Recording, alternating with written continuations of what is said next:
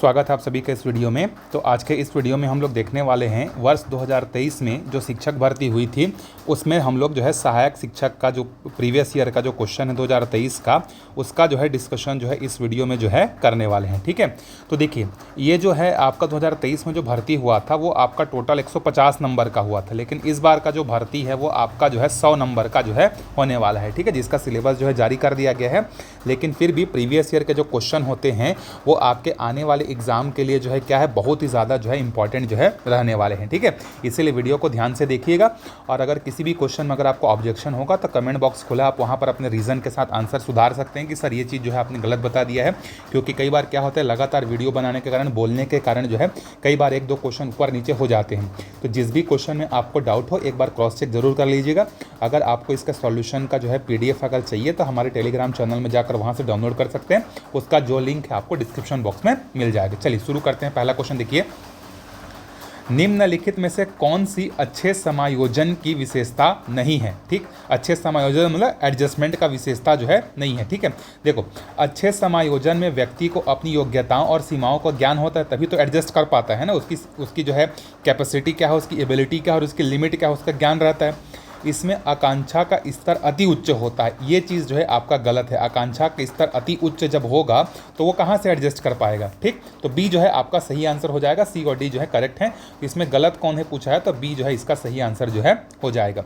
चलिए आगे बढ़ते हैं दूसरे क्वेश्चन पर। देखिए सेकेंड क्वेश्चन है हमारे पास, व्यक्तिगत विभिन्नता का सिद्धांत बताता है कि उपर्युक्त के संबंध में सर्वाधिक उपयुक्त विकल्प का चुनाव करें। मतलब आपको क्या बताना है, इंडिविजुअल डिफरेंसेस जो हैं क्या आपको बताते हैं। देखिए तो इसका सही आंसर हो जाएगा, प्रत्येक व्यक्ति में वृद्धि और विकास के संदर्भ में क्या होती हैं, विभिन्नताएं पाई जाती हैं। ठीक है, जैसे कि कई बार आपने सुना भी होगा, देखा भी होगा कि कुछ बच्चे जो होते हैं 1.5 साल के पहले ही चलना और बोलना सीख जाते हैं, कुछ बच्चे होते हैं जो 2 साल के बाद करते हैं। तो हर व्यक्ति का जो वृद्धि और विकास जो होता है ना, उसका जो स्टेप से बोल सकते हैं कि वो क्या होता है, सबके लिए जो है एक जैसा जो है नहीं होता है। तो ये इसका सही आंसर जो है हो जाएगा।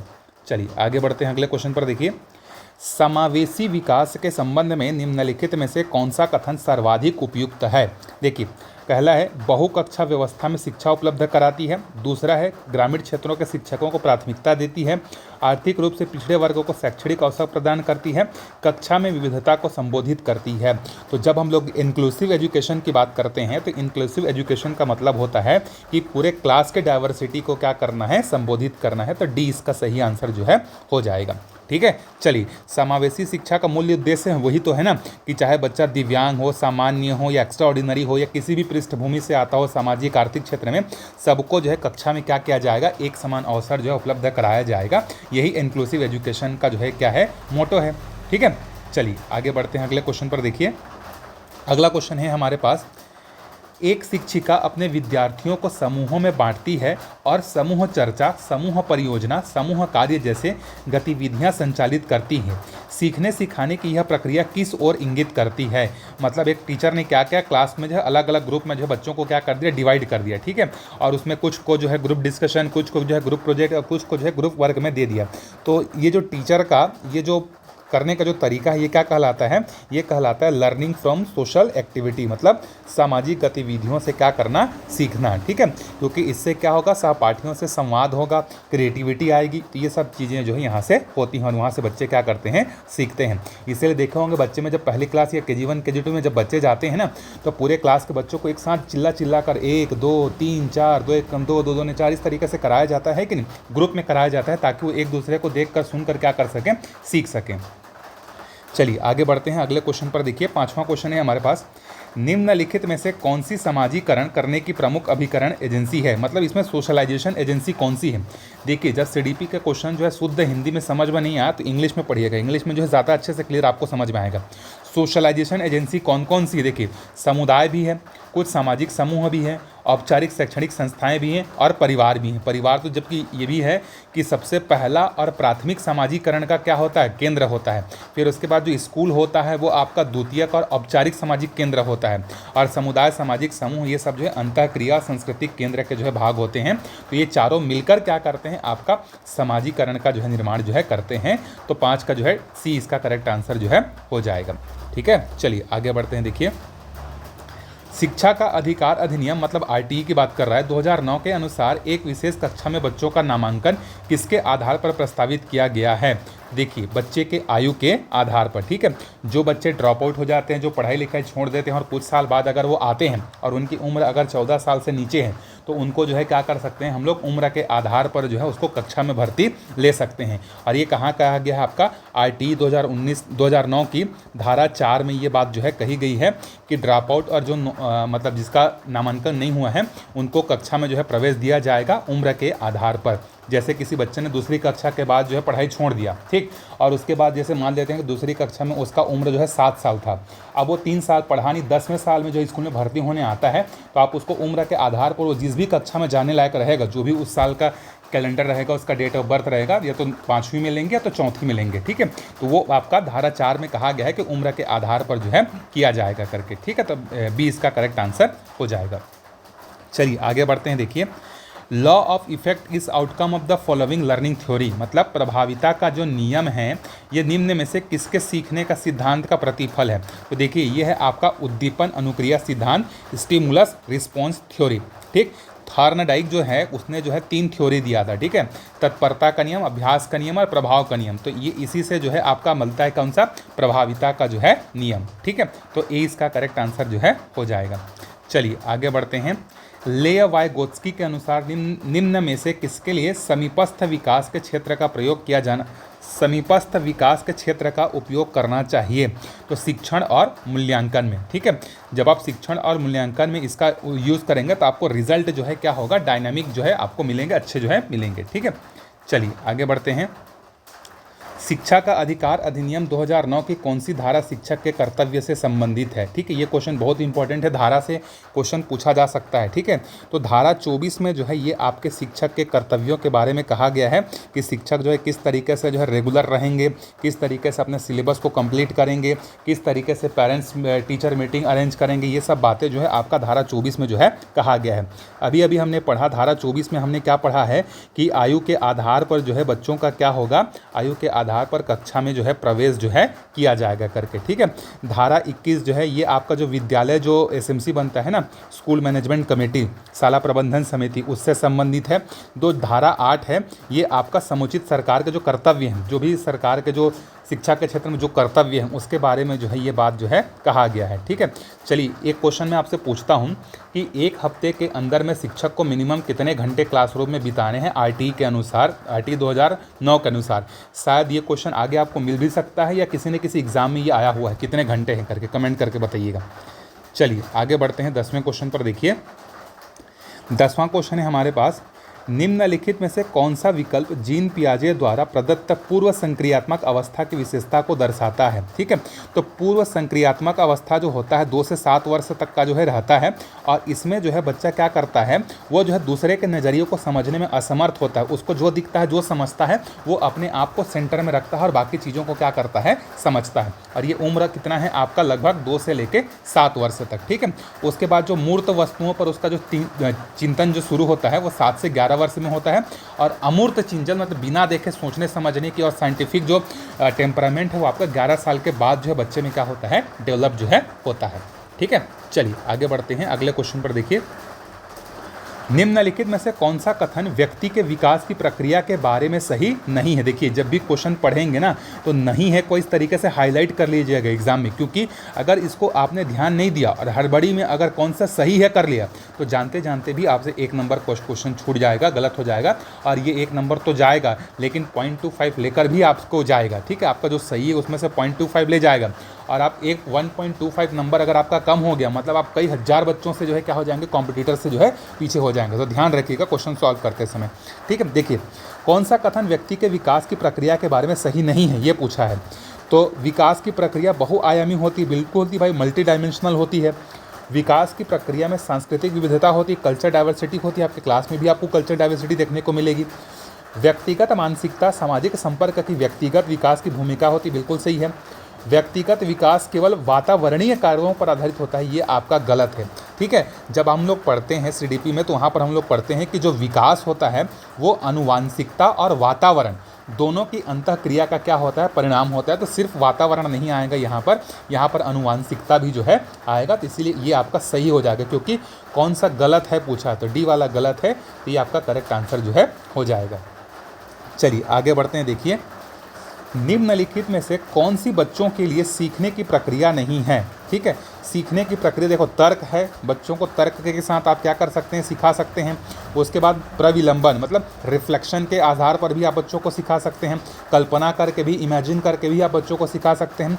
मैच्योरिटी, ये जो मैच्योरिटी है एक निश्चित समय के बाद किसी में डेवलप होती है, तो बच्चों में जो है ये चीज़ें जो है नहीं होती है। तो ये आपका जो है सीखने की प्रक्रिया जो है मैच्योरिटी जो है नहीं है। ठीक है, चलिए आगे बढ़ते हैं, अगले क्वेश्चन पर चलते हैं। देखिए, अगला क्वेश्चन है हमारे पास, इनमें से कौन सा प्रतिभाशाली बच्चों का लक्षण नहीं है। फिर से देखिए पूछा नहीं है, तो या तो अंडरलाइन कर लीजिएगा या तो उसको गोला मार लीजिएगा। ठीक है, चलिए देखते हैं। वे पढ़ने लिखने में रुचि लेते हैं, बिल्कुल सही भाई। बच्चे प्रतिभाशाली जो बच्चे होते हैं वो पढ़ने लिखने में इंटरेस्ट होते हैं। इवन आप जो है क्या करते हैं, कई सारे बच्चे जो एक्स्ट्रा ऑर्डिनरी होते हैं, जो आप पढ़ा रहे होते हैं उसके आगे कभी पढ़ के आ जाते हैं, क्लास में देखा होगा आपने। ठीक, इनमें रचनात्मक गुण होता है, बिल्कुल सही भाई। इनमें क्रिएटिविटी जो है होती है। वे मौलिक चिंतन नहीं करते। देखिए, ये मौलिक चिंतन जो है कर सकते हैं, अगर एक बच्चे एक निश्चित सीमा के बाद जो है मौलिक चिंतन कर सकते हैं। वे अपना गृह कार्य शीघ्रता से कर लेते हैं, बिल्कुल सही। एक्स्ट्रा ऑर्डिनरी बच्चे का ये तीनों गुण है। तो इसमें से कौन सा नहीं है ये बोला है, तो मौलिक चिंतन नहीं कर सकते, ये गलत है। जो एक्स्ट्रा ऑर्डिनरी बच्चे जो होते हैं, ये गिफ्टेड चाइल्ड जिसको कहा जाता है, वो क्या कर सकते हैं, मौलिक चिंतन कर सकते हैं। तो कौन सा सही नहीं है पूछा है, तो सी इसका सही आंसर जो है हो जाएगा। चलिए आगे बढ़ते हैं, अगले क्वेश्चन पर देखिए, रचनावादी दृष्टिकोण के अनुसार इनमें से कौन सा ज्ञान निर्माण के लिए महत्वपूर्ण है। तो शिक्षार्थी का पूर्व ज्ञान होना जो है ये आपके लिए क्या है, बहुत ज़्यादा महत्वपूर्ण है क्रिएटिविटी के लिए। ठीक है, चलिए आगे बढ़ते हैं, अगले क्वेश्चन पर देखिए, निम्नलिखित में से किस प्रश्न के द्वारा सृजनात्मक चिंतन को सर्वाधिक अच्छे ढंग से अनुमानित किया जा सकता है। कौन सा ऐसा तरीका है जिससे आप क्या कर सकते हैं, उसकी क्रिएटिविटी का जो है सोचने समझने की जो कैपेसिटी है उसका आप अनुमान लगा सकते हैं। तो इसका सही आंसर है, किसी चीज़ को कितने अलग अलग तरीक़ों से हल किया जा सकता है, इससे जो है आप उसकी क्रिएटिविटी का जो है अंदाज़ा जो है क्या कर सकते हैं आप, या उसकी क्रिएटिव थिंकिंग का अंदाज़ा जो है लगा सकते हैं। ठीक है, तो इसका सही आंसर क्या हो जाएगा, आपका डी जो है सही आंसर हो जाएगा। ठीक है, चलिए 16वें क्वेश्चन पर चलते हैं। देखिए, जीन पियाजे के अनुसार विकास की किस अवस्था में बच्चे वैज्ञानिक चिंतन करना शुरू कर देते हैं। तो देखिए, हमने पढ़ा था कि 11 वर्ष के बाद, ऊपर वाले क्वेश्चन में मैंने बता भी दिया था कि 11 वर्ष के बाद जो बच्चे होते हैं वो क्या करते हैं, अमूर्त और वैज्ञानिक चिंतन शुरू करना स्टार्ट कर देते हैं। ठीक है, और ये कौन सा है आपका, औपचारिक संक्रियात्मक अवस्था जो है कहलाता है। ठीक है, देखिए इसमें 4 अवस्था के बारे में जो है आप पढ़ते होंगे। चारों देखिए, पहला देख लेते हैं हम लोग, जैसे संवेदी पेशीय अवस्था। इसमें क्या होता है आपका, 0 से लेकर जब बच्चा पैदा होता है और 2 साल का होता है, इसमें जो है अपनी ज्ञानेंद्रियों से सीखता है, मतलब छू कर, सूंघ कर, देख कर, इससे जो है वो सीखता है। ठीक है, पूर्व संक्रियात्मक जो है ये आपका 2 से लेकर 7 वर्ष तक का रहता है, और इसमें जो है प्रतीकात्मक सोच के तहत जो है वो क्या करता है, सीखता है। मूर्त संक्रियात्मक होता है 7 से 11 साल तक, जहाँ पर वो है मूर्त वस्तुओं पर जो है अपना लॉजिक लगाता है और चीज़ों को समझता है। और 11+ के बाद जो है साइंटिफिक जो है क्या करता है, ऑपरेशन करके साइंटिफिक तरीके से जो चीज़ों को सोचना जो है शुरू कर सकता है वो। ठीक, चलिए आगे बढ़ते हैं, अगले क्वेश्चन पर देखिए, 17वां क्वेश्चन है, विचार मंथन विधि के प्रयोग से शिक्षक बच्चों में निम्नलिखित में से किसका विकास करता है। क्रिएटिविटी का, क्रिएटिविटी मतलब रचनात्मक चीज़ों का जो है क्या करता है, विचार विमर्श करके जो है कर सकता है। ठीक, तो सी इसका सही आंसर जो है हो जाएगा। चलिए आगे बढ़ते हैं, अगले क्वेश्चन पर देखिए, रीता अपनी कक्षा में सीखने के लिए आकलन और सीखने का आकलन दोनों का प्रयोग करती है। तो ये क्या दिखाता है, चलिए पहला देखते हैं, बच्चों की प्रगति और उपलब्धि स्तर को जानने के लिए। सही है, ठीक है, बिल्कुल सही, यही आंसर इसका करेक्ट है। रीता अपनी कक्षा में सीखने के लिए आकलन और सीखने का आकलन दोनों का प्रयोग करती है, बिल्कुल सही है। लर्निंग और असेसमेंट ऑफ लर्निंग, तो इससे जो है बच्चों का जो है प्रोग्रेस और आप क्या कर सकते हैं, उसका अचीवमेंट लेवल जो है पता कर सकते हैं। ठीक, चलिए आगे बढ़ते हैं। देखिए, पूर्व अनुभव के आधार पर संवेदना को अर्थ प्रदान करना कहलाता है, परसेप्शन कहलाता है। ठीक है, जिसको हिंदी में क्या बोलते हैं, प्रत्यक्ष ज्ञान जो है बोलते हैं। ठीक, चलिए आगे बढ़ते हैं, शिक्षण मुख्य रूप से खाली स्थान के द्वारा किया जाना चाहिए। जो शिक्षण है ये आपका जो है स्किल्ड और ट्रेन टीचर के द्वारा जो है किया जाना चाहिए, वही तो क्या कर सकता है आपका अच्छे से जो है असेसमेंट जो है या टीचिंग जो है कर सकता है। ठीक है, चलिए आगे बढ़ते हैं अगले क्वेश्चन पर। देखिए नेक्स्ट है हमारे पास, शिक्षा नीति 2020 के अनुसार बच्चे के मस्तिष्क के कितने प्रतिशत का विकास 6 वर्ष की आयु के पूर्व हो जाता है।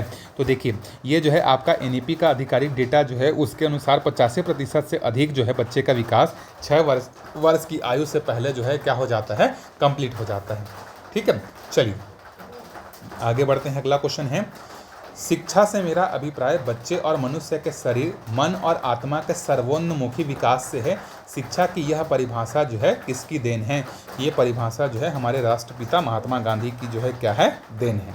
ठीक है, चलिए महात्मा गांधी ने जो है आपको क्या बताया था, 3H के बारे में बताया था, ये भी थोड़ा सा देख लीजिए। अब ये 3H कौन कौन से हैं, हेड, ठीक, उसके बाद हार्ट और हैंड, इस पर जो है इन्होंने क्या किया था, बल दिया था। चलिए आगे बढ़ते हैं। अगला क्वेश्चन देखिए, इवान पावलोव द्वारा प्रतिपादित शास्त्रीय अनुबंध सिद्धांत अधिगम को निम्न के द्वारा स्पष्ट करता है। तो ये आपका एसोसिएशन के द्वारा जो है स्पष्ट करता है, साहचर्य के द्वारा, ये इसका करेक्ट आंसर हो जाएगा। चलिए आगे बढ़ते हैं 24वें क्वेश्चन पर। देखिए NCF 2005 विभिन्न विषयों के अलावा और किन पाठ्यक्रमों को भी विशेष महत्व देता है। आर्ट एजुकेशन को भी देता है, हेल्थ एंड फिजिकल एजुकेशन को भी देता है, वर्क एंड एजुकेशन को भी देता है और शांति के लिए शिक्षा भी देता है। तो चारों इसके करेक्ट आंसर जो है हो जाएंगे। ठीक है, जब भी इस टाइप का क्वेश्चन आता है ना, जो पॉजिटिव चीज़ें होती हैं ना उस पर जो है ध्यान केंद्रित करिएगा। ठीक है, आपको आंसर जो है बनाने में ज़्यादा ईजी होगा। चलिए आगे बढ़ते हैं अगले क्वेश्चन पर। देखिए लेव वागोत्स्की के सामाजिक संरचनावादी सिद्धांत के अनुसार विद्यार्थियों का आकलन किस विधि से करना चाहिए। तो सहयोगात्मक या आपका कोलैबोरेटिव प्रोजेक्ट के माध्यम से जो है आपको करना चाहिए। राष्ट्रीय शिक्षा नीति 2020 में तैयारी कक्षा या बाल वाटिका की स्थापना प्रस्तावित है। तैयारी कक्षा या बाल वाटिका के लिए जो बच्चों की जो आयु है वो कितनी होनी चाहिए, आपकी बच्ची की जो आयु है वो 5 वर्ष से जो है क्या होनी चाहिए, पहले की होनी चाहिए। ठीक है, तब आप उसको बाल वाटिका में क्या कर सकते हैं, डाल सकते हैं। ठीक है, आगे बढ़ते हैं अगले क्वेश्चन पर। देखिए लॉरेंस कोहलबर्ग के अनुसार नैतिक विकास की वह अवस्था जिसमें लोग सामाजिक मानदंडों के अनुसार व्यवहार करते हैं, इसको क्या कहा जाता है, नैतिकता का परंपरागत स्तर जो है कहा जाता है, कन्वेंशनल लेवल ऑफ मोरालिटी जो है कहा जाता है। 20 का सही आंसर जो है हो जाएगा। ठीक, चलिए आगे बढ़ते हैं। कोहलबर्ग के नैतिक विकास के सिद्धांत के अनुसार एक शिक्षक को बच्चों में नैतिक मूल्यों की स्थापना के लिए क्या करना चाहिए। देखिए ये क्वेश्चन पूछा हुआ है, बार बार 2-3 बार आ चुका है ना। तो कक्षा में नैतिक मुद्दों की चर्चा जो है करनी चाहिए। अलग अलग टेट के एग्जाम या सीटेट के एग्जाम में भी इस टाइप का क्वेश्चन आ चुका है कोहलबर्ग वाला। इनमें से कौन सा कथन सत्य है, मनुष्य के विकास संबंध में सर्वाधिक उपयुक्त है। कौन सा सर्वाधिक उपयुक्त है, देखिए जो आपका जो डेवलपमेंट है वो आपका कैसा होना चाहिए, सिर्फ क्वालिटेटिव नहीं होना चाहिए ना, सिर्फ क्वांटिटेटिव नहीं होना चाहिए, दोनों का मिक्सचर होना चाहिए। ठीक है, तो मनुष्य में विकास के जो है गुणात्मक और मात्रात्मक दोनों के दोनों जो है आपके क्या होने चाहिए, प्रोसेस जो है होने चाहिए डेवलपमेंट के समय। ठीक है, चलिए आगे बढ़ते हैं अगले क्वेश्चन पर। देखिए अगला क्वेश्चन है हमारे पास, रवि पढ़ाई में अच्छा है परंतु अक्षरों शब्दों को पढ़ने समझने में कमज़ोर है, उसकी गणितीय समझ अच्छी है। रवि को निम्नलिखित में से किस प्रकार के आप विकार से जो है ग्रसित उसको मानेंगे। तो डिसलेक्सिया। ठीक, डिसलेक्सिया में यही चीज़ें होती हैं, मतलब लिखने में जो है, पढ़ने में कोई दिक्कत नहीं होता है, अक्षरों को समझने और शब्दों को पढ़ने समय समझने में जो है कठिनाइयाँ जो हैं होती हैं। ठीक है, डिसकैलकुलिया क्या होता है, अगर गणित में कोई समस्या होती है, ठीक है, तो उसको क्या कहा जाता है, डिसकैलकुलिया। और डिसग्राफिया क्या होता है आपका, ये लिखने में समस्या होता है, लेखन संबंधी। ठीक, और डिस्फेजिया जो है आपका बोलने और भाषा में, वाणी और भाषा, इसमें समस्या होती है। ठीक, चलिए अब आगे बढ़ते हैं अगले क्वेश्चन पर। देखिए नेक्स्ट क्वेश्चन है हमारे पास, हिंदी शुरू हो गया। देखिए शब्दों के शुद्ध उच्चारण का विकास किया जाता है। देखिए इसका सही आंसर हो जाएगा लेखन के द्वारा नहीं होता, श्रवण के द्वारा, वाचन के द्वारा या उपरोक्त में से कोई नहीं। देखिए इसका सही आंसर हो जाएगा आपका जो है श्रवण शिक्षण।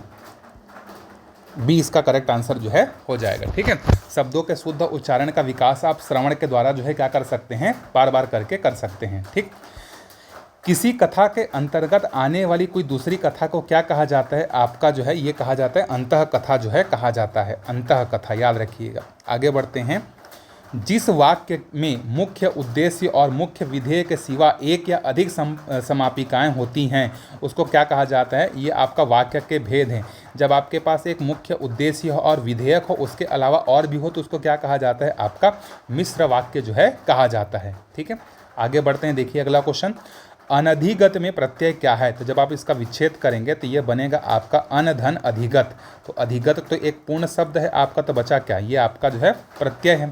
ठीक, अच्छा क्या पूछा है? प्रत्यय है कि उपसर्ग पूछना चाहिए ना? प्रत्यय, ये क्वेश्चन शायद गलत है, इसमें ना उपसर्ग होना चाहिए। ठीक है, क्योंकि यहाँ पर अन उपसर्ग है, प्रत्यय तो बाद में लगता है ना।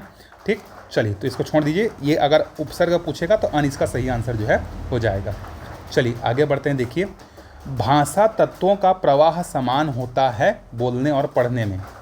ठीक है, महेश्वर्य का संधि विच्छेद जब आप करेंगे तो ये हो जाएगा आपका महाधन ऐश्वर्य। और कौन सा संधि होगा कमेंट करके बताइएगा, क्योंकि संधि विच्छेद है यहाँ पर। देखिए यहाँ आ है और यहाँ ए है, और ये दोनों मिलकर क्या बन रहे हैं? ऐ बन रहे हैं। तो देख लीजिएगा कौन सा संधि होगा, कमेंट करके बताइएगा। चलिए आगे बढ़ते हैं। अगले क्वेश्चन पर देखिए, निम्नलिखित वर्णों में से किन वर्णों का उच्चारण जो है कंठ तालव्य से जो है होता है? ठीक है, तो ए और ए, छोटे ई और बड़े ए का जो उच्चारण होता है ये आपका कंठ तालव्य से जो है होता है। ठीक है, चलिए आगे बढ़ते हैं अगले क्वेश्चन पर। लोकोक्ति के प्रमुख भेद कितने हैं? तो देखिए लोकोक्ति के जो है दो भेद हैं, एक तो गद्यांश और एक तो पद्यांश। ठीक है, गद्यांश लोकोक्ति होती है और एक होती है पद्यांश लोकोक्ति जो है होती है। ठीक है, सुने हैं कि नहीं? अलग अलग प्रकार के कहावतें जो हैं आप लोगों ने सुना होगा। ठीक, तो यहाँ पर दो प्रकार का जो है होता है। चलिए आगे बढ़ते हैं, लिख देता हूँ यहाँ पर मैं दो प्रकार कौन कौन से हैं। एक है आपका गद्यात्मक लोकोक्ति, गद्यात्मक लोकोक्ति, और दूसरा होता है आपका पद्यात्मक लोकोक्ति। मतलब जो लोकोक्ति आपका गद्य के रूप में होगा वो गद्यात्मक है, जो पद्य के रूप में होगा वो पद्यात्मक है। जैसे उदाहरण के लिए, अकेला चना भार नहीं फोड़ सकता, इसमें कोई कविता कहानी जैसा कुछ आ रहा है क्या? नहीं आ रहा है, मतलब ये गद्यात्मक है। और यहीं पर अगर आपको एक और लोकोक्ति सुनाऊं, कागा काको धन हरे कोयल काको दे, तो देखिए यहाँ पर एक पद्य की तरह आ रहा है कि नहीं? यहाँ पर पद्यात्मक लोकोक्ति जो है हो जाएगा। ठीक, तो दो भेद हैं इसके, याद रखिएगा। आगे बढ़ते हैं अगले क्वेश्चन पर। देखिए, निम्नलिखित में से सघोष व्यंजन कौन से हैं? देखिए सघोष, ये आपका वर्ण का जो है पहला अध्याय जब आप हिंदी व्याकरण पढ़ते हैं ना, तो यहाँ पर वर्णों का जो है अलग अलग विभाजन पढ़ते हैं, अलग अलग प्रकार पढ़ते हैं, तो उसी में से है।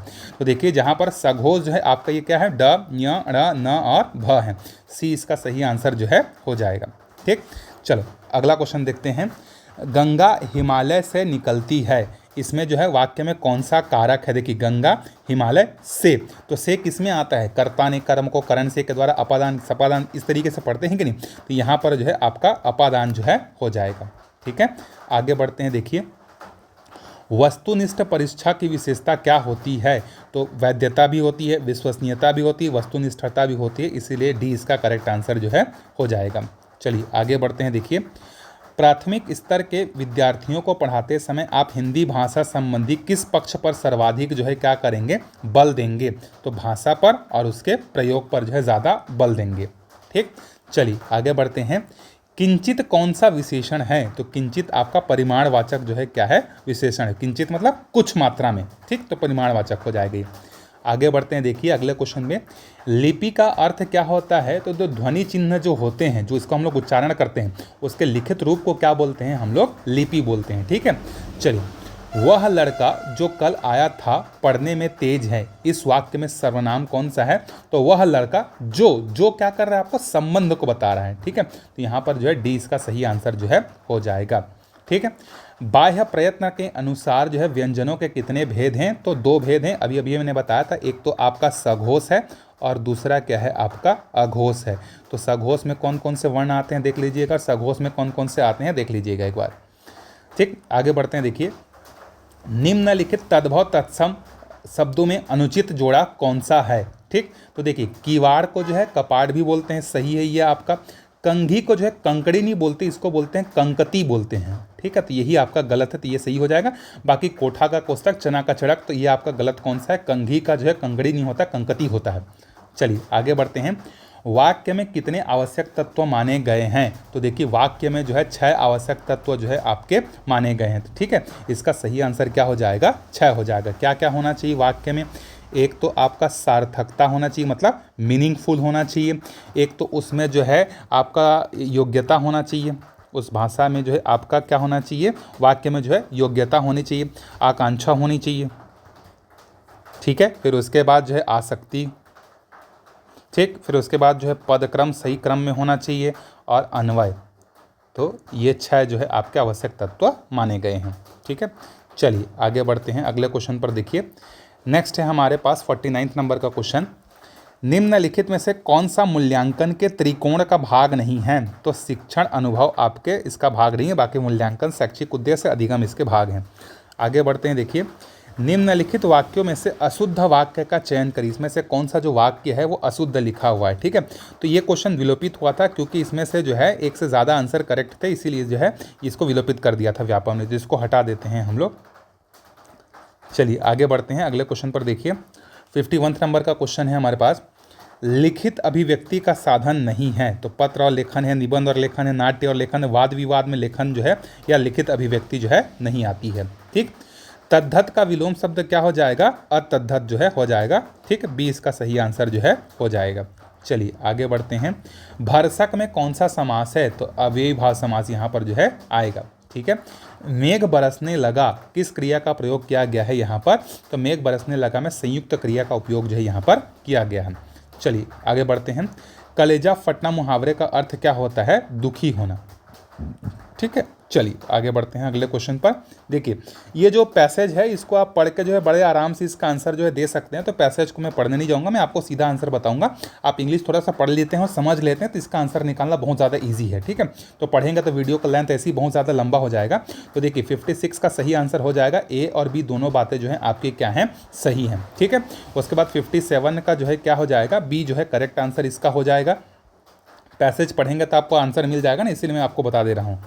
उसके बाद देखिए right to speedy trial is a fundamental right of a prisoner, ये आपका सिंपल प्रेजेंट टेंस में जो है लिखा हुआ है। ठीक है, 61 का आंसर हो जाएगा। ओनली A1 जो है इसका सही आंसर हो जाएगा। ठीक है, चलिए आगे बढ़ते हैं। 59 का जो है ये आपका बी इसका करेक्ट आंसर हो जाएगा। 60 का जो है सी इसका करेक्ट आंसर जो है हो जाएगा और 62 का भी जो है आपका सी हो जाएगा। 61 62 का सी हो जाएगा। ठीक, ये पैराग्राफ थोड़ा सा पढ़ कर जाइएगा क्योंकि ये फ्री का नंबर है, बस आपको उसी में से पहचानना है, अच्छे से पढ़ना है और कौन सा सही है इसको आपको आइडेंटिफाई करना है। ठीक, तो चलिए देखिए यहाँ पर जो रैदर वर्ड यूज़ हुआ है ये आपका नेगेटिव सेंस में जो है यूज़ हुआ है। ठीक है, आगे बढ़ते हैं। देखिए state the type of the given sentence, यहाँ पर जो सेंटेंस दिया है ये आपका कौन सा है? तो ये आपका ओपन कंडीशनल है। ठीक है, आगे बढ़ते हैं 65 वाले पे।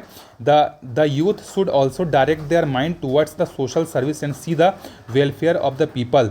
The tone of the author is, ये आपका इंडिकेटिव है, इंडिकेट कर रहा है। ठीक है, 66 का आंसर जो है सिर्फ 3 हो जाएगा। Their interest only around themselves, ये वाला जो है आपका करेक्ट जो है हो जाएगा अकॉर्डिंग टू पैसेज। ठीक, 67 का सही आंसर आपका सी हो जाएगा। 68 का जो है आपका बी हो जाएगा। 69 का जो है ये आपका नेगेटिव एडवर्ब हो जाएगा। ठीक, 70 का जो है आपका इसका सही आंसर जो है ए हो जाएगा। 71 का जो है ये आपका all of the above situation are possible हो जाएगा। ठीक, चलिए अब 73 पर आते हैं। देखिए 73 पर फिर से आपको क्या करना है? इन स्टेटमेंट को जो है क्या करना है? पढ़ना है और इसमें से जो है कौन सा करेक्ट नहीं है इसको आपको आइडेंटिफाई जो है करना है। तो चौथा वाला जो है ये आपका जो है करेक्ट नहीं है। ठीक है, चलिए आगे बढ़ते हैं अगले क्वेश्चन पर। अगला क्वेश्चन है हमारे पास, miss Jyoti is teaching the student in class 5। Miss Jyoti, the cheetah is the fastest land animal. What is the part of speech of the word fastest? Fastest जो है आपका क्या है? एक तो आपका एडजेक्टिव है।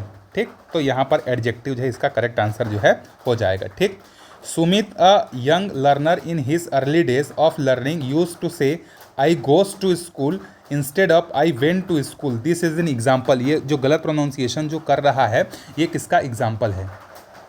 ये आपका डेवलपमेंट एरर है। ठीक, चलिए आगे बढ़ते हैं अगले क्वेश्चन पर। देखिए नेक्स्ट है हमारे पास, फिर से आपको इस पैसेज को क्या, ये इतना लंबा चौड़ा जो आपको दिया है इसको पढ़ना है। ठीक है, पढ़ लीजिएगा। इसका सही आंसर जो है बी निकल कर आएगा और 80 वाले का जो है आपका सही आंसर जो है ए निकल कर जो है आएगा। ठीक, चलिए अब यहाँ से जो है देखते हैं, मैथ्स स्टार्ट हो गया, तो मैथ्स के क्वेश्चन को थोड़ा सॉल्व भी कर लेते हैं हम लोग। चलिए पहला क्वेश्चन देखते हैं, क्योंकि इसको सॉल्व करने में थोड़ा सा ज़्यादा समय लगेगा ना, तो वीडियो का लेंथ लंबा हो सकता है, तो मैं शॉर्टकट में इसको बताने की कोशिश आपको करूँगा। ठीक, देखिए केले की कीमत में 30% की वृद्धि के कारण 7.80 रुपये में 3 केले कम उपलब्ध हैं। केले की प्रति दर्जन वर्तमान दर जो है क्या है, ये आपको बताना है। ठीक है, तो देखिए कितने प्रतिशत की वृद्धि हुई है, तो अकॉर्डिंग टू क्वेश्चन 30% की जो है वृद्धि हुई है। ठीक है, तो 30% की वृद्धि हुई है, तो अगर हम लोग 7.8 का अगर 30% निकाल लेते हैं, ठीक है, तो परसेंट मतलब बटे में 100, तो ये आएगा कितना आपका 2.34 रुपीस आएगा। ठीक है, अब ये जो 2.34 रुपये की जो वृद्धि है, ये 3 केले के वर्तमान मूल्य के बराबर है कि नहीं, बराबर है कि नहीं, तो ये तीनों जो बढ़ा है उसी के तो बराबर होगा ना।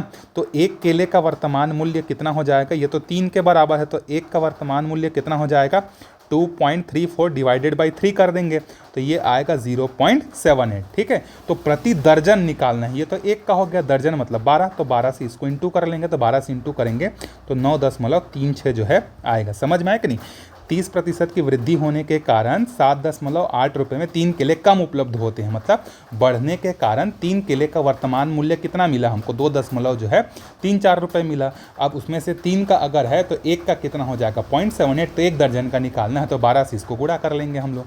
ठीक है, चलिए आगे बढ़ते हैं।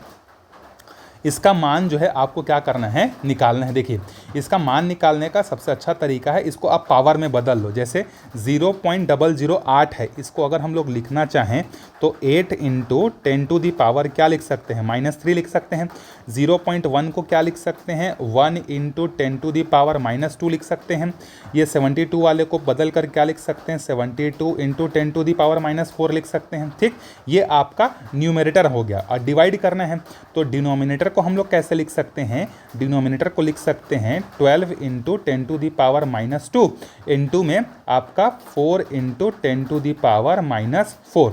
तो जब आप ऊपर वाले को सॉल्व करेंगे तो ये 10 की पावर जितनी है ये सब आपस में जुड़ जाएंगी, तो जब आप इसको जोड़ोगे तो ये बनेगा आपका 4 और 2 6 और 3 9, और इन सबको गुणा कर लो, 72 गुणित 1 गुणित 8, ये आ जाएगा आपका 576। तो ऊपर वाला ये आ गया।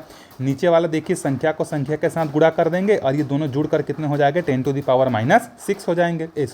12 चौक 48 होता है ना, 12 चौक 48, तो इसको डिवाइड कर देंगे तो 48 इंटू 10 टू दी पावर -6।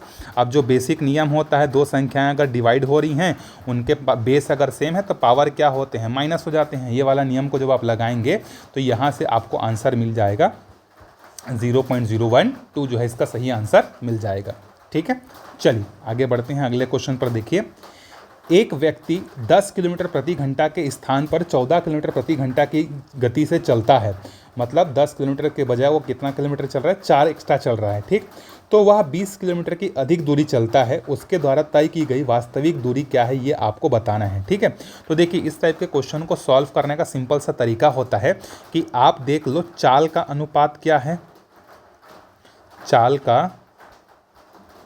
अनुपात बराबर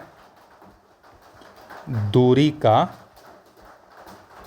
अनुपात। तो चाल का अनुपात कितना है, ज़्यादा कौन सा है 14, कम कौन सा है 10, और वो कितना है 14 किलोमीटर, 20 किलोमीटर की घंटा से जो है क्या करता है, अधिक दूरी जो है वो तय करता है। ठीक है, तो इसको सॉल्व करते हैं हम लोग, तो 7 दूने 14 और 5 दूने 10, तो यहाँ पर 7.5 जो है आ गया। ठीक, तो अब देखिए यहाँ पर इनके जो अनुपात हैं, इसके अनुपात में जो है कितने का अंतर है, तो इसके अनुपात में 7 - 5 मतलब 2 का जो है क्या मिल रहा है, हमको अंतर मिल रहा है। देखिए इसी क्वेश्चन को आपको बनाने का तरीका हो सकता है दूसरा पता होगा, इसीलिए मैं मैथ्स से ज़्यादा वीडियोस नहीं लाता हूं, क्योंकि मैं जो क्वेश्चन बता रहा हूं हो सकता है आपको इससे भी ज़्यादा इजी ट्रिक पता होगा। ठीक है, तो यहाँ पर देख लीजिएगा ये दोनों के बीच का डिफरेंस कितना आया, 2 आया। अब 2 इकाई जो है 2 इकाई आया, इस 2 इकाई के कारण वो कितना दूर चल पा रहा है, 20 किलोमीटर ज़्यादा चल पा रहा है, तो 1 इकाई के कारण जो है कितना चल पाएगा, 10 किलोमीटर चल पाएगा। तो वास्तविक दूरी उसका कितना है, ये तो आपका 5 है ना वास्तविक दूरी, तो वास्तविक जो है ये आपका अनुपात में 5 है, इसीलिए 5 इकाई की दूरी कितनी हो जाएगी, आपका 50 हो जाएगा। ठीक है, इसी को बनाने का आपका तरीका हो सकता है अलग होगा, मैं इसीलिए बता रहा हूँ। ठीक है, आपको सही आंसर बता दे रहा हूँ, आप बनाने के लिए दूसरा तरीका भी यूज़ कर सकते हो। मैथ्स की यही तो खूबसूरती है कि आप एक क्वेश्चन को कई सारे अलग अलग तरीक़ों से जो है क्या कर सकते हैं, बना सकते हैं। ठीक है, चलिए आगे बढ़ते हैं। देखिए वह सबसे छोटा भिन्न ज्ञात कीजिए जिसे 2/5 गुणित 15/21 गुणित 7/10 गुणित 3/8 में जोड़ने पर एक पूर्ण संख्या प्राप्त होती है। तो जब आप इसको पहले सॉल्व करेंगे ना, ये सबको सॉल्व कर लेना, ठीक है। जैसे 5 एकम 5 और 5 तिया 15 हो जाएगा, 7 एकम 7, 7 तिया 21 हो जाएगा, 2 एकम 2, 2 पंचे 10 हो जाएगा, ठीक है। तो इसको जब आप सॉल्व करेंगे ना तो ये आपका आएगा और थोड़ी कटेगा, हाँ 3 एकम 3 और 3 कट जाएगा, तो ऊपर में बचेगा 3 और नीचे में बचेगा आपका 8 पंचे 40, ठीक। तो अब देखिए यहाँ पर एक पूर्ण संख्या क्या हो जाएगा, प्राप्त हो जाएगा। तो इसमें कितना जोड़ना है, तो पूर्ण संख्या मतलब अब 3/40 से मतलब अगला पूर्ण संख्या तो 1 होगा। तो जोड़ने से ज़्यादा अच्छा है कि हम लोग एक में से इसको घटा के देख लेते हैं। तो एक में से जब आप इसको घटाओगे तो ये आपका आ जाएगा 37/40। मतलब इस संख्या में आप 37/40 जोड़ोगे तो पूर्ण संख्या बन जाएगा। मैंने उल्टा कर दिया, घटा दिया, तो इसका सही आंसर हो जाएगा 37/40 जो है करेक्ट आंसर हो जाएगा।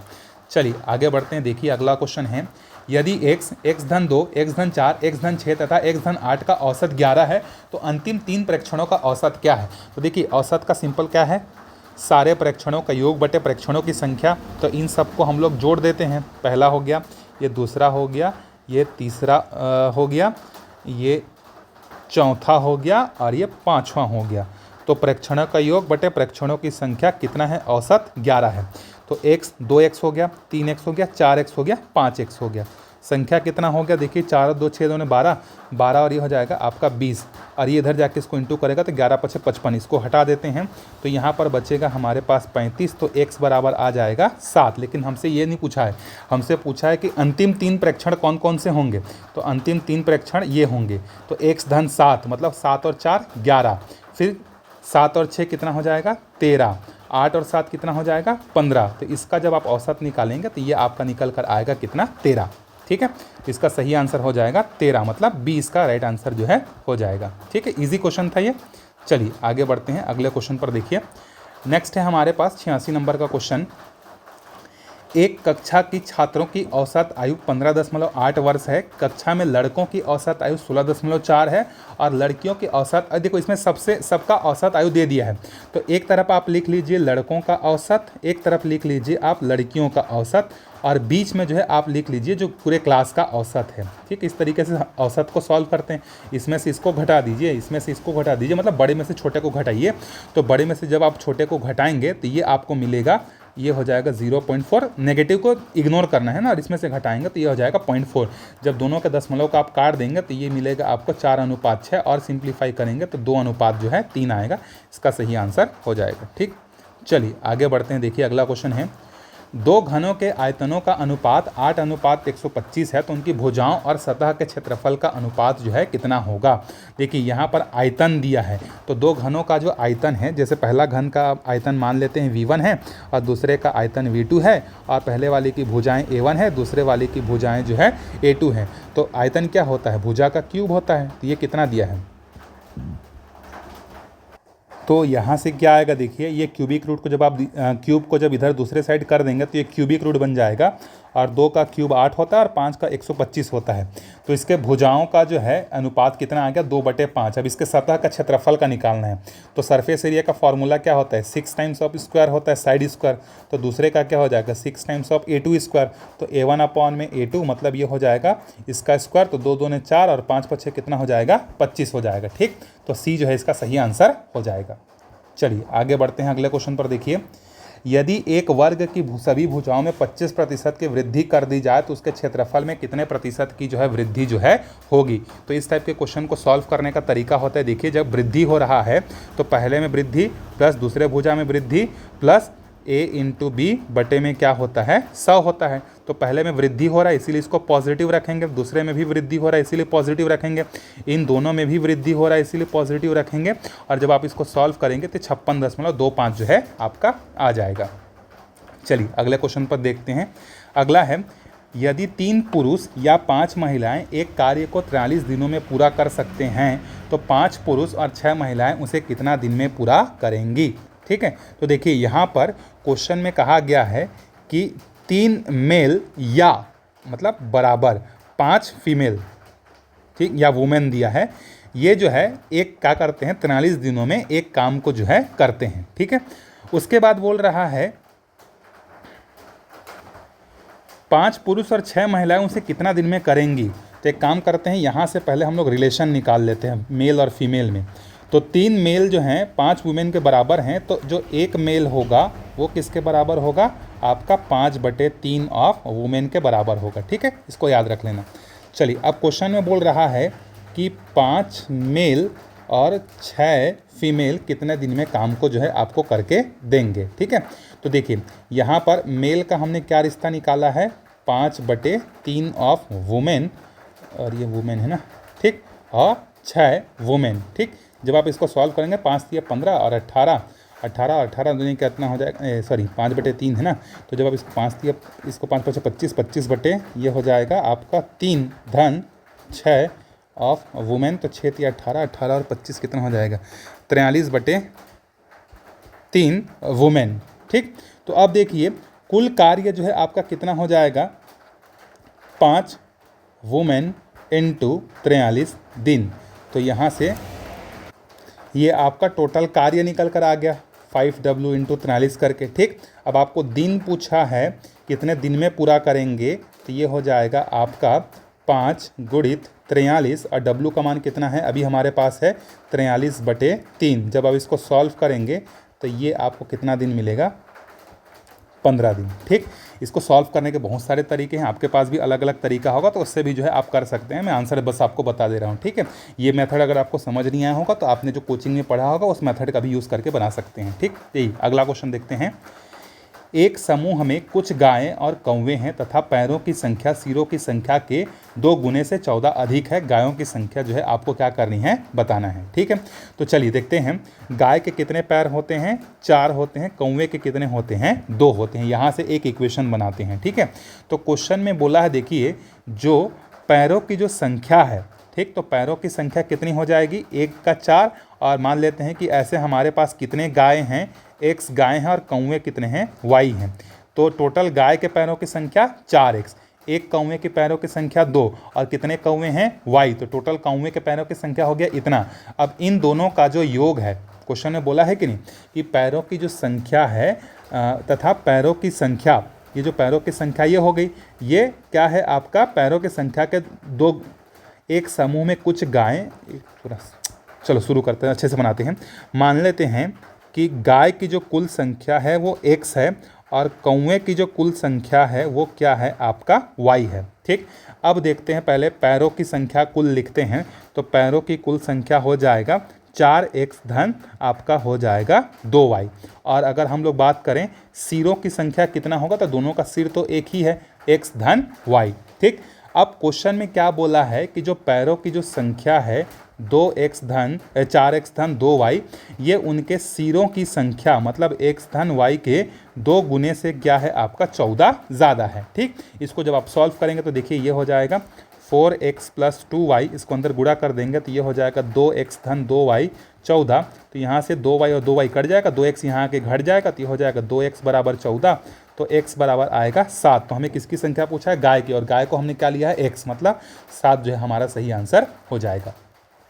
चलिए आगे बढ़ते हैं। देखिए A अकेला एक काम को 16 दिनों में तथा B अकेला उसी काम को 12 दिनों में कर सकता है। A से शुरुआत कर यदि दोनों को एक दिन छोड़कर कार्य करने पर वह कार्य कितने दिनों में जो है पूरा हो जाएगा। ठीक है, तो देखिए यहाँ पर हम लोग जो है इसको एलसीएम मेथड से भी सॉल्व कर सकते हैं, या आप चाहें तो दूसरे तरीके से भी कर सकते हैं। ठीक है, देखिए यहाँ पर जो है A अकेला एक काम को 16 दिनों में तथा B अकेला उसी काम को जो है क्या करता है 12 दिनों में जो है कंप्लीट जो है कर सकता है। ठीक, तो इन दोनों का जब हम लोग एलसीएम निकालेंगे, एलसीएम ऑफ 16 और 12, तो ये आएगा आपका 48। ठीक, तो A की दक्षता कितनी हो जाएगी, A की दक्षता हो जाएगी आपका 48/16, और B की दक्षता कितनी हो जाएगी आपका 48/12, मतलब ये हो जाएगा 4 इकाई प्रतिदिन। इसका होगा 3 इकाई प्रतिदिन। ठीक, तो देखिए अल्टरनेट में काम कर रहे हैं, मतलब एक दिन A काम करेगा, एक दिन B काम करेगा। तो 2 दिन में कुल काम कितना हो जाएगा, ए ने जितना किया धन बी ने जितना किया, मतलब 7 इकाई काम जो है हमारा 2 दिन में पूरा हो जाएगा। ठीक, तो उसके बाद कितने दिन काम करेंगे बोल रहा है, 12 दिन। 12 दिन मतलब एक दिन 6 दिन ए करेगा, 6 दिन बी करेगा, मतलब टोटल कितने चक्र हो जाएंगे, 6 चक्र हो जाएंगे। ठीक है, तो 6 ये एक चक्र में काम है, तो 6 चक्र में कितना काम होगा, 7 छक्के कितना हो जाएगा, 42 हो जाएगा। ठीक, अब देखिए अब टोटल काम हमारा कितना था, 48, तो 12 दिन में जो है ये 48 काम तो हो गया, मतलब 42 काम हो गया है। अब बचा कितना है, उसमें से घटा देंगे तो 6 इकाई काम जो है बस हमारा बच गया है। ठीक, 6 इकाई काम। अब देखो 12 दिन के बाद जो है 13वें दिन फिर कौन आएगा, 13वें दिन जो है ए आएगा, तो 13वें दिन काम करेगा ए, और इसमें से कितना काम को वो पूरा कर लेगा, 3, तो 42 धन 3 कितना हो गया, 45, तो 13 दिन में आपका जो है 45 काम पूरा हो गया। अब उसके बाद 14वें दिन जो है कौन आएगा, 14वें दिन आएगा आपका बी, और बी की कैपेसिटी कितनी है काम करने की, 4 इकाई, लेकिन बचा कितना काम है, 3 ही काम बचा है ना, क्योंकि 48 काम करना था, 45 हो गया है, तो बचे हुए काम को ये 3/4 दिन में कर देगा, मतलब 13 दिन और 3/4 दिन में जो है ये काम पूरा हो जाएगा। ठीक, चलिए आगे बढ़ते। देखिए इस क्वेश्चन को सॉल्व करने का मैं वापस से बता रहा हूँ, मैथ्स के क्वेश्चन सॉल्व करने के आपके पास बहुत सारे तरीके हैं। ठीक है, चलिए आगे बढ़ते हैं। देखिए यदि दो संख्याओं का योग 55 तथा उनका महत्तम समापवर्तक तथा लघुत्तम समापवर्तक क्रमशः 5 और 120 हैं, तो संख्याओं के व्युत्क्रम का योग क्या होगा। तो मान लेते हैं कि दो संख्याएं हमारे पास कौन सी हैं, x और y हैं, और इन दोनों का जो समेशन है वो कितना बोल रहा है, क्वेश्चन में जो है 55 है। ठीक, अब इसके बाद देखिए उनका लघुत्तम और उनका महत्तम समापवर्तक जो है कितना है, 5 और 20 है।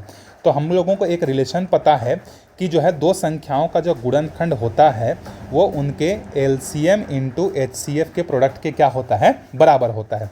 तो दो संख्याएं x और y हैं, LCM है हमारे पास 5 और HCF है 120, तो 12 पंचे 60, 600 हो गया। ठीक, अब देखिए इनके व्युत्क्रमों का योग निकालना है। व्युत्क्रमों का योग मतलब पहली संख्या का व्युत्क्रम 1/x, दूसरी संख्या का व्युत्क्रम 1/ आपका y हो जाएगा। इनका योगफल आपको निकालना है। तो देखिए जब आप इसका LCM लेंगे तो ये हो जाएगा x इंटू वाई, और ऊपर में आएगा x प्लस वाई। तो x प्लस वाई आपके पास कितना है, 55 है, और x इंटू वाई आपके पास कितना है, 600 है। ठीक, जब आप इसको सिंप्लीफाई करेंगे तो 11 पछे 55 और 12 पंचे 60, तो 11/120 जो है आपका आंसर जो है आ जाएगा सी। चलिए आगे बढ़ते हैं। देखिए 93, इसका मान जो है आपको क्या करना है, निकालना है। देखिए 0.09 इसको आप कन्वर्ट करेंगे किस में, आप ये जो है आपका बारंबारता वाला है, तो इसको जब आप नॉर्मल फ्रैक्शन में कन्वर्ट करेंगे तो ये आएगा 1/11 कर लीजिएगा ना, और 7.3 को जब आप बदलेंगे तो ये आएगा 22/3 आएगा। ठीक है, अब इसको गुणा कर लीजिए, 22 से कम 22 और 11 तिया कितना हो जाएगा, 33 हो जाएगा। मतलब ये हो जाएगा 11 दूने 22 और 11 तिया 33, तो 2/3 किसके बराबर होता है, 0.66666 के बराबर होता है, तो ए इसका करेक्ट आंसर हो जाएगा। चलिए आगे बढ़ते हैं अगले क्वेश्चन पर। देखिए 94 वाला क्वेश्चन पर 4% और 6% के लाभ पर एक वस्तु के विक्रय मूल्य के बीच का अंतर 3 रुपये है, विक्रय मूल्य का अनुपात जो है ज्ञात करिए। ठीक है, तो मान लेते हैं कि हमारा जो विक्रय मूल्य है, कॉस्ट प्राइस है, वो हमारा कितना है, 100 रुपये है। तो पहले वाले पे हमको कितने का लाभ मिला है, सेलिंग प्राइस में 4% का, तो 100 का 4% मतलब 4 रुपये। दूसरे में कितना मिला है हमको, 6 रुपये, मतलब 106। अब देखिए इन दोनों का अनुपात आपसे पूछा है, तो 104 अनुपात 106, इसको कर लीजिए। आपका 104 मतलब 52 दूने 104 और 53 दूने 20 का करेक्ट आंसर जो है हो जाएगा। चलिए आगे बढ़ते हैं। देखिए अगला क्वेश्चन है, यदि x का 10% y के 20% के बराबर है, मतलब 10% मतलब 10/100 ऑफ x बराबर है 20/100 ऑफ क्या, y है। ठीक, तो यहाँ पर आपसे क्या पूछ रहा है, x और y का अनुपात निकालना, तो 100 और 100 को काट दो, x को यहीं रहने दो, y को इधर ले आओ, तो ये हो जाएगा 2/10, 2/10 मतलब 2 अनुपात 1 हो जाएगा। ठीक है, इजी क्वेश्चन था ये। चलिए आगे बढ़ते हैं 96 नंबर के क्वेश्चन पर। देखिए एक व्यक्ति ने 8 संतरे 34 रुपये की दर से संतरों को खरीदा और 12 संतरे 57 रुपये की दर से बेच दिया। उसे 45 रुपये का लाभ कमाने के लिए कितने संतरे बेचने होंगे। तो देखिए एक संतरे का कॉस्ट प्राइस हमको कितना पड़ेगा, 8 का 34 है, तो एक का कितना पड़ेगा, 34/8, 34/8 मतलब 4.25। ये समझ में आया।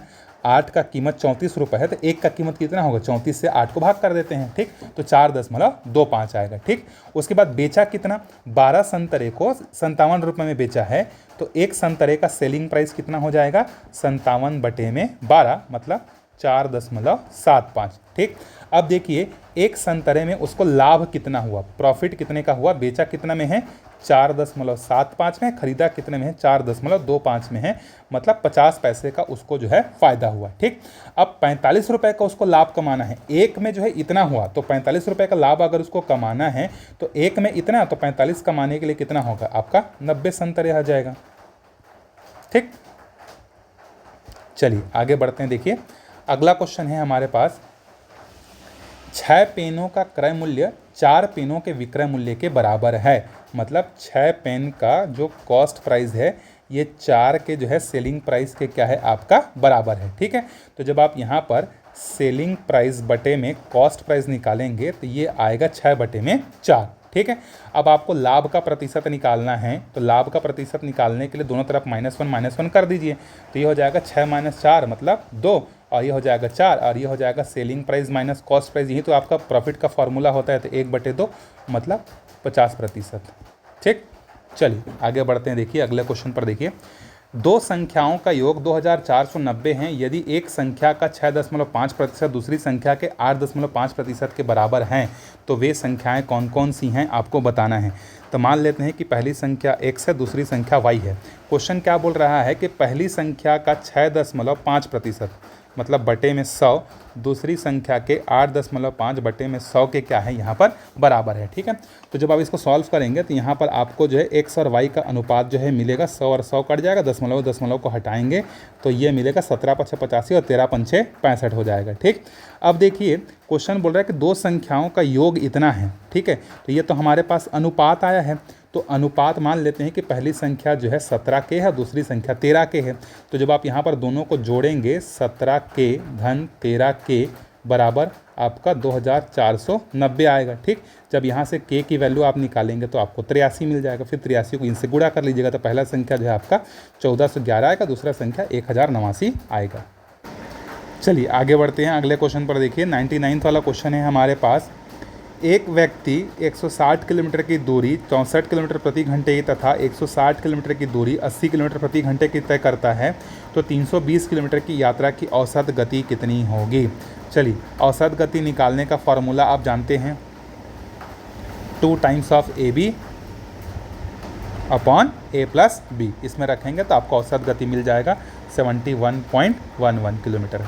ठीक, चलिए आगे बढ़ते हैं अगले क्वेश्चन पर, निम्नलिखित में से कौन सा आपका जो है अवरोही क्रम में है, तो इसको आप आराम से कर सकते हैं भाई, ए वाला होगा। ठीक, चलिए आगे बढ़ते हैं अगले क्वेश्चन पर। देखिए यदि एक वर्ग के विकर्ण की लंबाई 12 सेंटीमीटर है तो उसका परिमाप निश्चित होगा। तो देखिए उसका परिमाप जो है आपको पता है कि विकर्ण का फॉर्मूला क्या होता है, √2 × a।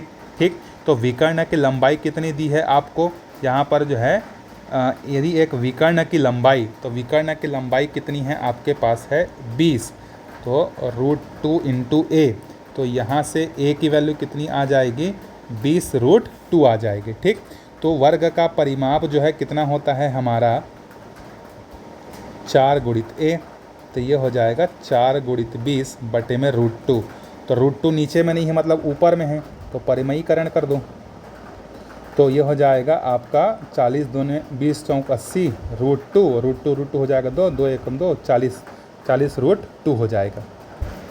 चलिए आगे बढ़ते हैं। देखिए वीडियो का लेंथ बहुत लंबा हो जा रहा है, तो मैथ्स के क्वेश्चन को कंप्लीट करते हैं, फिर दूसरे पार्ट में जो है मैं आपका कंप्यूटर वगैरह का क्वेश्चन को जो है ले आऊँगा। ठीक है, चलिए देखते हैं यहाँ पर पहला क्वेश्चन। अगला क्वेश्चन है, यदि √2 का मान 1.414 है तब √2 - 1 अपॉन √2 + 1 का वर्गमूल का निकटतम मान कितना होगा। इसका आप करिए परिमयीकरण कर सकते हैं। ठीक है, परिमयीकरण जब आप करेंगे, परिमयीकरण कैसे करते हैं, यहाँ पर नीचे में जो चिन्ह है उसको बदल दीजिए।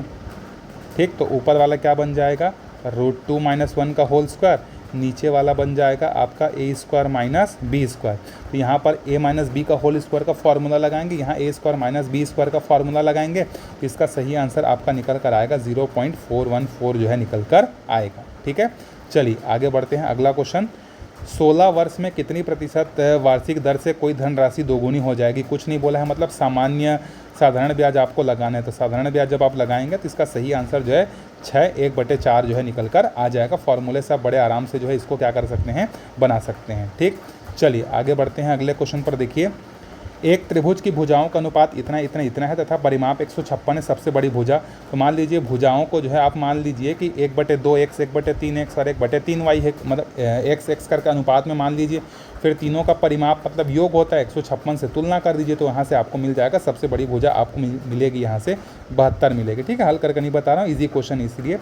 चलिए देखिए ये सिंपल सा क्वेश्चन है, एक दिन में कितनी बार घड़ी की सुइयां समकोण पर मिलती हैं।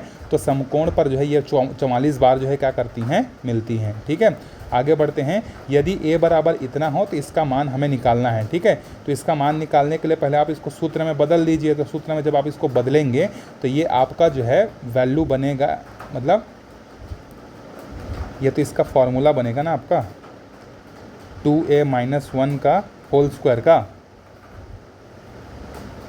ठीक है, इसका फॉर्मूला नहीं बनेगा, इसका फॉर्मूले में कन्वर्ट करना पड़ेगा। ये ना क्वेश्चन में एक्चुअल में यहाँ तक रूट होना चाहिए था, ये वाला रूट जो है नहीं होना चाहिए था। ठीक है, तो यहाँ तक रूट होगा तो ये आपका बनेगा 2a - 1 का होल स्क्वायर और इसमें रूट लगेगा और ये इस तरीके से 3 बाहर आएगा, रूट और स्क्वायर कैंसिल हो जाएंगे। तो ये बनेगा आपका, देखिए ये जो 2a - 1 है इसका डिज़ाइन चेंज करके हम लोग a - b को उल्टा कर सकते हैं, ऐसा बिल्कुल कर सकते हैं, अभी भी वही बनेगा आपका। ठीक है, इससे फ़ायदा क्या होगा, देखिए ये स्क्वायर ये रूट कट जाएगा, ये क्या बनेगा 1 - 2a और ये बन जाएगा आपका 3a। तो आपका आंसर क्या बनेगा 1 + a, और a की वैल्यू इतनी है तो ये हो जाएगा आपका 1.1039। इस क्वेश्चन में मुझे डाउट है कि स्क्वायर रूट यहीं तक है कि यहाँ तक है। अगर सिर्फ यहीं तक स्क्वायर रूट है तो इसका सोल्यूशन ऐसे ही बनेगा। ठीक है, चलिए आगे बढ़ते हैं अगले क्वेश्चन पर। देखिए नेक्स्ट क्वेश्चन है हमारे पास 107 नंबर का क्वेश्चन है। 107 नंबर का क्वेश्चन है हमारे पास, एक राशि को 5% साधारण ब्याज दर पर 4 साल के लिए निवेश करने पर 504 रुपये प्राप्त होते हैं। यदि उस राशि को 10% साधारण ब्याज की दर से 2.5 वर्ष के लिए निवेश करने पर कितनी वृद्धि जो है होगी। तो पहले आपको यहाँ से मूलधन निकालना पड़ेगा पहले वाले सिचुएशन से। तो पहले वाले सिचुएशन से जब आप मूलधन निकालेंगे तो मूलधन आपको कितना मिलेगा, देखिए टोटल ब्याज आपको कितना मिलेगा 4 साल में, 5 × 4 मतलब टोटल आपको 20% ब्याज जो है आपको मिलेगा। ठीक है, तो ये आपका 504 रुपये क्या है, आपका मूलधन और ब्याज है। तो मूलधन आपका कितना है, P है, और उस P पर आपको 20% का ब्याज मिला है। तो 20% ऑफ P, और ये आपका किसके बराबर है, 504 के बराबर है। ठीक है, जब आप इसको सॉल्व करेंगे तो यहाँ से आपको मूलधन मिलेगा 420। अब 420 रुपये आपका मूलधन हो गया। आप उसको 2.5 साल के लिए निकाल लीजिए कि साधारण ब्याज आपका कितना निकल कर आएगा। तो 525 रुपये जो है निकल कर यहाँ पर आएगा। ठीक है, चलिए आगे बढ़ते हैं 108 वाले क्वेश्चन पर। देखिए पेंट की लागत 36 रुपये प्रति किलोग्राम है, तो 2.5 मीटर भुजा वाले एक घन को बाहर से पेंट करने में कितना खर्च आएगा यदि 1 किलोग्राम पेंट से 1.5 मीटर स्क्वायर के सतह को पेंट किया जा सकता है। तो सतह को आपको करना है, तो सतह का क्षेत्रफल क्या होता है 6 × भुजा की घात में 2। तो भुजा कितना है 2.5 है, तो 2.5 का स्क्वायर। जब आप इसको सॉल्व करेंगे तो ये आ जाएगा 37.5। तो एक का कितना है आपका, एक किलोग्राम से कितना होता है 1.5 स्क्वायर मीटर। तो इसके लिए कितना आपको चाहिए रहेगा 25 किलोग्राम, और 1 किलोग्राम का कीमत है 36 रुपये, तो 25 का कितना हो जाएगा 900 रुपये। चलिए आगे बढ़ते हैं। देखिए अगले क्वेश्चन पर 109 नंबर का क्वेश्चन है हमारे पास। 110 मीटर लंबी रेलगाड़ी 12 किलोमीटर प्रति घंटे की दर से जो है से चलकर 132 मीटर पुल को पार करने में कितना समय लेगी। ये इजी क्वेश्चन है। देखिए तो टोटल डिस्टेंस आपका क्या होगा, जो आपका जो है ट्रेन का डिस्टेंस दिया है वो, और आपको जो है 132 मीटर जो पुल दिया है वो, तो कुल मिलाकर हो जाएगा 242 मीटर। इस 242 मीटर को उसको क्या करना है, पार करना है। और ये जो 72 किलोमीटर घंटा दिया है इसको आप 5/18 से गुणा कर देंगे तो ये मीटर पर सेकंड में आ जाएगा। तो ये हो जाएगा 20 मीटर पर सेकंड। आप दोनों को डिवाइड कर दीजिए 242/20, तो ये आपका 12.1 सेकेंड जो है आ जाएगा। ठीक है, चलिए आगे बढ़ते हैं अगले क्वेश्चन पर। देखिए अगला क्वेश्चन है हमारे पास, 2 अभाज्य संख्याओं x तथा y का लघुत्तम समापवर्त 161 है, तो 3y - x का मान कितना होगा। तो 2 अभाज्य संख्याओं का गुणनखंड, मान लेते हैं 2 अभाज्य संख्याएं x और y हैं, इसका गुणनखंड जो है 161 है। ठीक, तो अब 161 को जो है 2 संख्याओं में क्या तोड़ सकते हैं हम लोग, बिल्कुल तोड़ सकते हैं। 23 और 7, 23 का गुणा करेंगे 7 से तो 161 आएगा। दोनों संख्याएं क्या हैं आपकी, अभाज्य संख्याएं ही हैं। तो x जो है बड़ा है तो बड़ा वाले मान को x रख लो, छोटे वाले मान को y रख लो। अब यहाँ पे रख लो भाई, 3 × 7 - 23, तो 7 या 21 - 23 करने से कितना आएगा -2 आ जाएगा। ठीक है, बाकी इसके आगे के जो क्वेश्चन है वीडियो बहुत बड़ा हो जाएगा, मैं इसके आगे का क्वेश्चन आपको करा दूंगा पर्यावरण अध्ययन और कंप्यूटर और जीके को अगले पार्ट में। ठीक है, थैंक यू।